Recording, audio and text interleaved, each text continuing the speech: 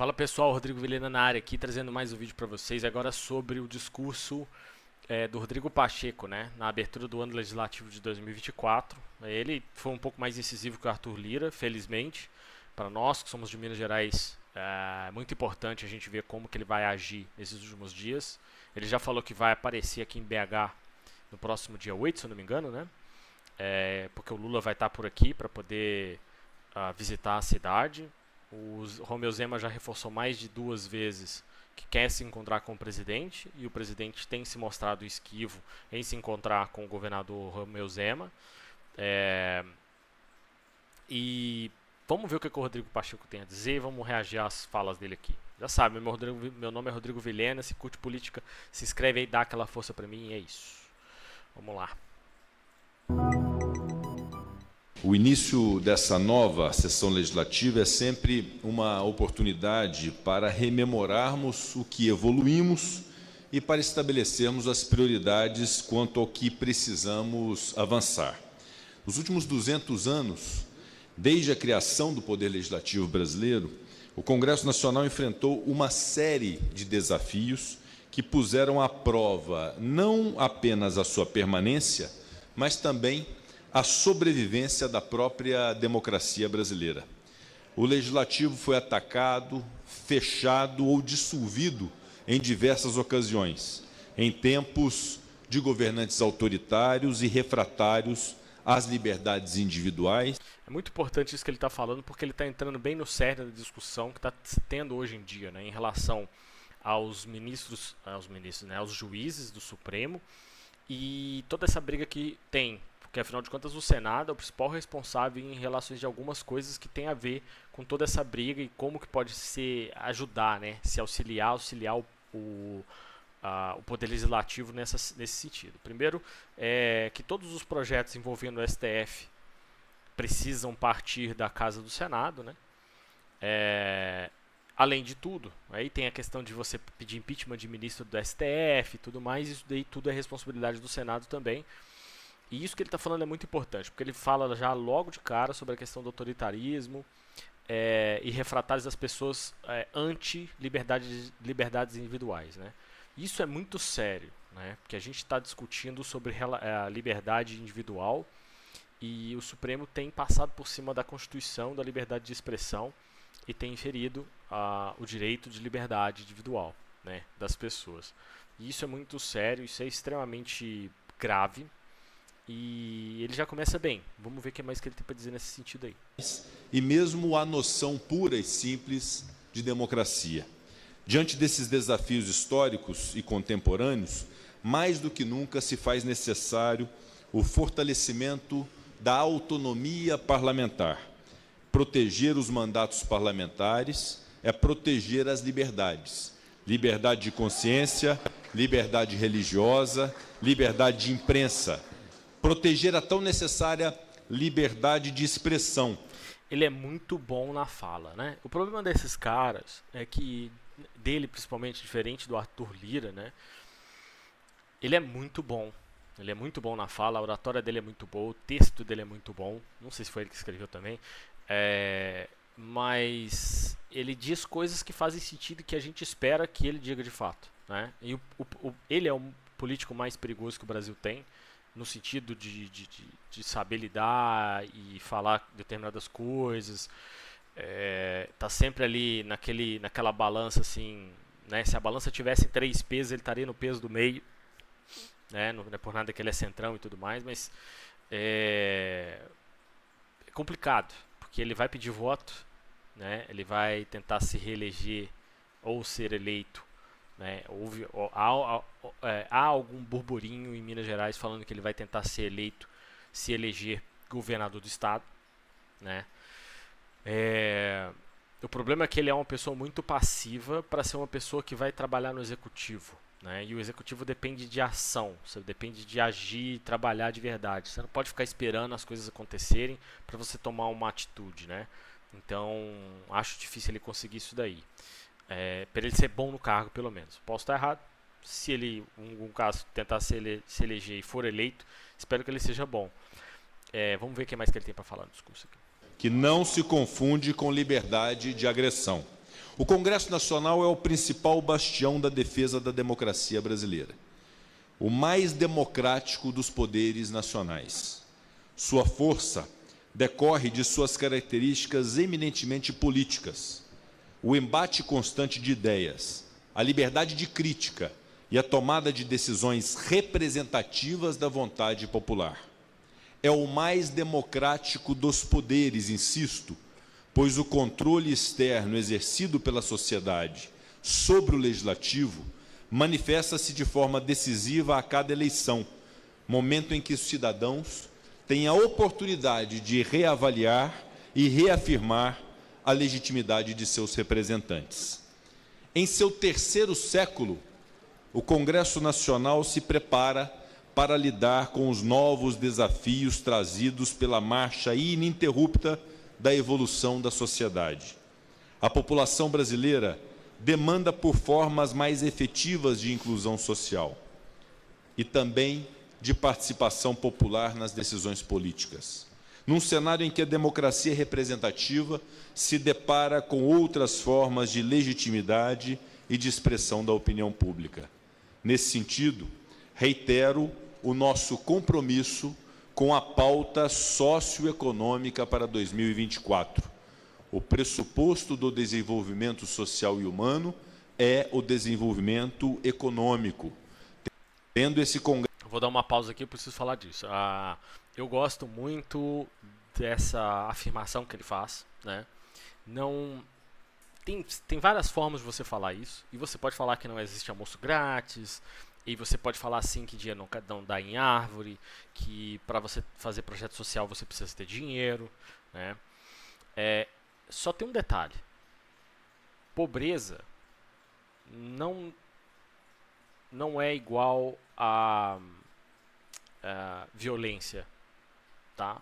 Então, uma coisa não necessariamente... Existem vários estudos e pesquisas e eles não conseguem criar fatores congruentes que levem a essa conclusão, que os dois são determinantemente ligados e resolvendo um você resolve o outro, tá? A violência é um problema que o Brasil tem, é a maior preocupação do brasileiro hoje e é uma das pautas que eu discuto e que eu vou trazer para tentar resolver as questões da cidade também. E isso daí, quando ele fala sobre essa questão, eu acho muito importante porque a gente começa a criar uma noção de organização a partir da economia aquecida, dinheiro sendo desenvolvido, emprego, consumo. Você vai tendo outras menores preocupações, por assim dizer, porque você está resolvendo uma parcela praticamente gigantesca da população, que é essa questão econômica. Você começa a resolver problemas básicos que o Brasil já falha há muitos anos. Quase metade da nossa população não tem saneamento básico, que é um absurdo, né? Você que tem banheiro, assim como eu, pare para pensar que pelo menos 100 milhões de pessoas não têm banheiro, não têm acesso a banheiro, caga no mato, caga no chão, né? E o Brasil, ele ignora isso, sempre teve dinheiro e nunca foi atrás disso. E a gente precisa do desenvolvimento econômico e ter responsabilidade com essa questão, né? Vamos ver o que mais que tem para dizer. O Congresso Nacional aprovado a reforma tributária em 2023. Aqui a gente vai dar mais uma pausa. A reforma tributária foi um erro, porque ela estava sendo um ótimo projeto, porém houve, né, muitas mudanças no decorrer do primeiro momento que foi discutido lá atrás, ainda, sei lá, em 2016, 2017, né, mais ou menos na época do Temer, assim. Já vinha sendo discutido antes, mas o projeto de fato começou a ser bem estruturado naquela época e ele começou a ser desconstruído. E chegou nesse ponto, desconstruído, né, como dizem por aí. E chegou no ponto que agora ele foi aprovado e foi aprovado bem ruim, com muitos buracos, muitos problemas. Não vai resolver o problema e a gente vai ter que discutir essa questão da reforma tributária. Logicamente, a gente tem que rediscutir esse assunto de tempos em tempos, né? A gente vai ter que fazer isso é normal. O problema é que a gente vai fazer num tempo muito mais curto do que precisaria se o texto fosse de fato muito bom. E a gente tem dois problemas. O primeiro deles, aumento na conta de luz, aumento na água e também no gás, né? A conta de luz pode chegar até um aumento de 30%. 30%. Se você pagar R$300, você vai passar a pagar R$400. né? Por causa dessa reforma tributária que todo mundo está comemorando como se fosse uma coisa muito boa. E a gente também tem um problema em relação tem a questão da água, 18%, é bastante dinheiro também para água, consumo básico, né? Algo que você utiliza com frequência, com grandes quantidades, e gás. São coisas que são consideradas essenciais, né? Vamos ver o que mais você tem para dizer aqui. Mediante a emenda constitucional número 132, passaremos a debater de maneira prioritária a sua regulamentação no curso de 2024. Mas uma outra obrigação se apresenta ao aprovarmos uma reforma tributária para o Brasil: a desburocratização do Estado brasileiro, a definição de diretrizes adequadas para finanças públicas sustentáveis, o combate a privilégios e desperdícios com o dinheiro público, a discussão sobre a qualidade do gasto público e o tamanho do Estado brasileiro. Eu comecei elogiando ele no início do vídeo, agora eu vou falar que ele deu uma pernada aqui, porque se ele não precisava falar disso, né? Gasto público, responsabilidade, privilégio, a gente sabe que não vai acontecer. Né? Passados tantos anos, a gente esperava que isso acontecesse, e já se passaram muitos anos e nada aconteceu. Então, a gente sabe que espero que eu esteja errado, claro, porque vai ser muito benéfico para a gente, povo brasileiro, que isso que ele está falando aconteça, né? Porque também está tudo interligado em responsabilidade econômica, responsabilidade fiscal, com gasto público, dinheiro público, privilégio, tudo isso está interligado com essa questão dos privilégios. Né? Diminuindo os privilégios, a gente tem mais facilidade e respiro também. E o Taxad talvez pare para respirar um pouquinho, mas ele está bem empolgado em criar bastante taxa. Então eu acho que ele podia ter deixado essa parte de fora, pelo menos dessa declaração, e deixar num momento mais oportuno, em que houvesse um projeto de lei referente a isso, para que ele fosse puxar a sardinha pro lado dele, né? Ele também tem que ser um pouco mais inteligente politicamente falando, para ele poder saber o que ele está fazendo nesse sentido aí. Vamos ver o que mais ele pode dizer. Brasileiro são desafios que se impõem ao Congresso Nacional. Ademais, no presente ano, buscaremos explorar a singular oportunidade que o Brasil possui de se tornar uma potência mundial na transição energética e na economia verde, segmentos para os quais nosso país é inegavelmente vocacionado. Pretendemos, assim, iniciar um novo ciclo de desenvolvimento industrial em nosso país, com institutos sólidos. O problema de desenvolvimento industrial no país é o seguinte: eu fiquei de fazer um vídeo sobre isso, mas eu não consegui achar os dados que eu achei que seriam interessantes de trazer. Mas eu vi na live de RI da empresa Gerdau, né, o presidente falando sobre isso. Essa notícia já é mais antiga, já de setembro, se eu não me engano, de setembro do ano passado, em que há muita discussão sobre a questão do favorecimento e de uma possível abertura do mercado nacional pelo governo federal em uma competição desleal no mercado de minério e metalurgia, principalmente de metalurgia.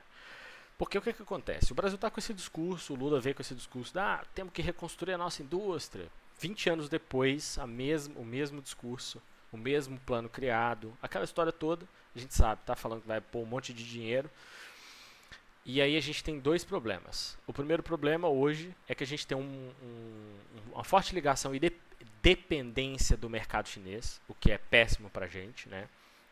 A gente já teve aí recentemente a questão da falência, pedido de falência, não é nem recuperação judicial, da empresa Evergrande, lá da China, que é a empresa de construção, né, do ramo de construção. A China tem uma crise envolvendo o ramo de construção, então a importação de aço deles vai diminuir consequentemente. Claro que o mundo está em guerra, então o aço é altamente demandado, né? Só que aí a gente tem dois problemas. O primeiro problema é a exportação de minério. Então a gente exporta para a China a um valor muito baixo. E como a gente tem a carga tributária muito alta para a produção industrial, veja bem, o governo quer melhorar a indústria do Brasil. Foi o que eles declararam, né? Com essa declaração, eles estão ao mesmo tempo favorecendo o mercado chinês para comprar as nossas commodities.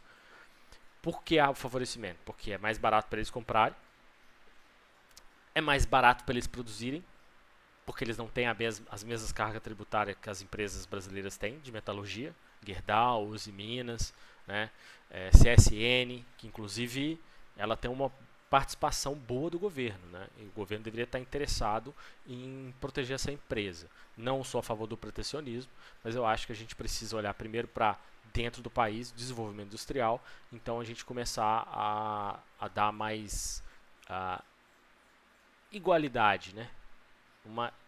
Equalizar todo o mercado, tanto externo quanto interno, do país. A gente precisa ter uma estrutura. Não adianta a gente falar de equalizar o mercado externo com o nosso se a gente não tem essa estrutura. A gente não pode ser um vendedor de commodities pro resto da nossa vida, né? Não que seja um problema, mas a gente precisa também evoluir no sentido do mercado dentro da nossa nação. E aí, até porque a gente vai fomentar mais formações de pessoas de conhecimento técnico. Isso é muito importante para uma nação, para um país. E aí a gente tem esse problema. Então a metalurgia brasileira ela paga mais para construir o mesmo aço que a China. E a China vem e vende o aço dela mais barato para nós. Mercadologicamente falando, de quem que você vai comprar? Você vai comprar da China. E aí as nossas metalúrgicas estão sofrendo com isso. Por causa dos embargos do governo federal em relação à taxação, né? A carga tributária, a famosa carga tributária. E a gente tem outras questões também. A produção do aço da Gerdau é considerado uma dos melhores aços produzidos do mundo. Não só isso, as tecnologias são tecnologias mais ligadas ao meio ambiente. Então a gente tem esse outro ponto positivo também, a Gerdau, né, as empresas brasileiras como um todo. Porém, todas essas tecnologias que são utilizadas por essas empresas nacionais não são utilizadas pelas empresas chinesas e o Brasil compra das empresas chinesas. E existe sempre esse discurso, até o Lulinha lá foi para a Europa falar que sou a favor do verde.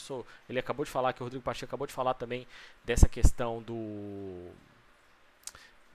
desenvolvimento sustentável, né, da energia verde. Não adianta nada. Se a gente continuar comprando aço que é produzido de qualquer jeito da China, né, e isso daí que ele está falando é só conversa para boi dormir, como diria por aí, né?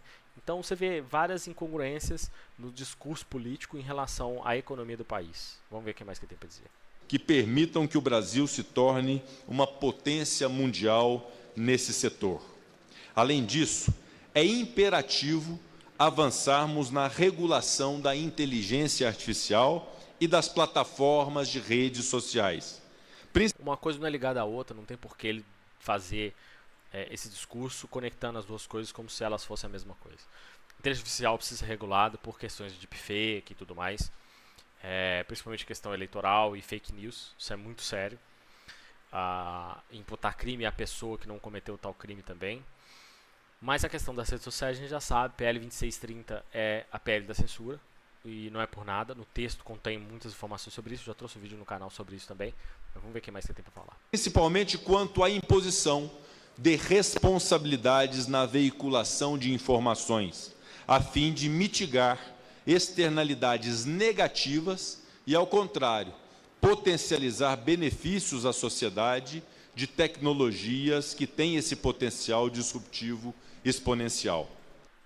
Ele falou uma coisa que eu preciso ouvir. E, ao contrário, potencializar benefícios à sociedade. Potencializar benefícios à sociedade. De tecnologias que têm esse potencial disruptivo. Que tem potencial disruptivo. Veja bem, ele constrói uma frase muito confusa, porque dá a entender que ele está querendo fazer uma coisa boa para o povo, e ao mesmo tempo ele admite que aquela coisa que seria boa para o povo também é o problema que está sendo apontado. O problema não é a rede social. O problema é quem usa ela. E quem usa ela deve ser continuamente sendo responsabilizado pelos seus atos, pelas suas falas. Ponto final. É aquela velha discussão da arma de fogo. Quem atira não é arma de fogo, quem atira é a pessoa que pegou a arma. Então, até quando a gente vai ficar regulando as pessoas que não têm culpa de nada e imputar a culpa a todos, né? Regular todo mundo.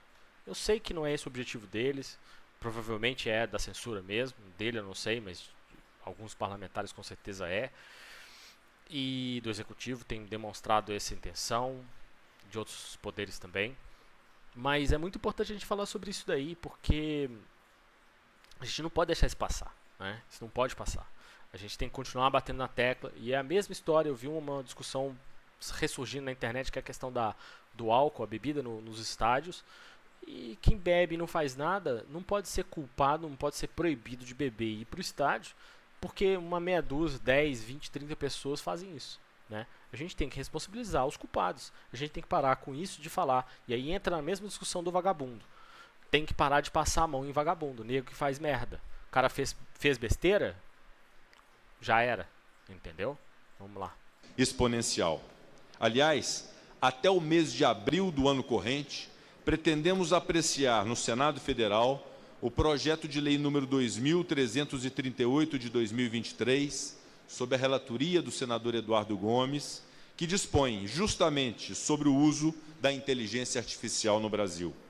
Estaremos atentos à reformulação do sistema eleitoral, codificando de uma maneira definitiva preceitos e princípios que norteiam a justiça eleitoral brasileira. E avaliaremos, senhores parlamentares, senhoras parlamentares, sempre junto à sociedade sem intransigência. O fim... Se for sem intransigência, a 2630 já era, entendeu? Porque já foi barrado uma vez. E por pressão popular. Da reeleição, a coincidência e prazo de mandatos e a forma de financiamentos de campanhas eleitorais. Isso é muito importante que ele falou sobre essa questão de reeleição. Parece que está havendo uma discussão sobre tirar a reeleição. Eu não sei bem exatamente qual é o teor do assunto, até porque eles não falaram muito sobre isso. Mas é interessante, eu sempre fui um defensor de não haver reeleição, porque muitos dos parlamentares acabam fazendo no último ano alguma gracinha para poder se reeleger, né? Então, que é ruim, né? O último ano do mandato deles, na verdade, é um ano de eleição, que é muito louco. Mas vamos ver o que mais aqui. Esta é uma prioridade do Senado Federal. Discutiremos temas muito relevantes e temas que, inclusive, tocam aos demais poderes, como a limitação das decisões monocráticas no âmbito do Supremo Tribunal Federal. Isso é muito bom ele voltar a insistir nesse assunto, porque passaram-se quase 2 meses, né, desde a última vez que ele falou disso, lá no meados de dezembro, início de dezembro, e os ministros do STF não ligaram para isso. Né? Ele falou sobre isso, já houve um burburinho, uma vontade de votação, houve votação, se eu não me engano, sobre o assunto, e é muito importante ele refrisar isso daí já logo de cara, no início do ano.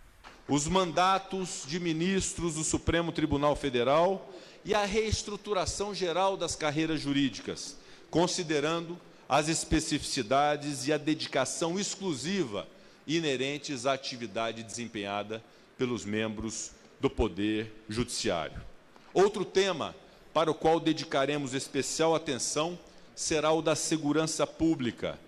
Urge a instituição de fóruns para debate sobre o crescimento da violência nas cidades e na zona rural. Não tem debate, meu querido. Não tem debate. A gente tem muitos exemplos de projetos que funcionam fora do país e no país. Né? A gente tem em São Paulo um grande exemplo.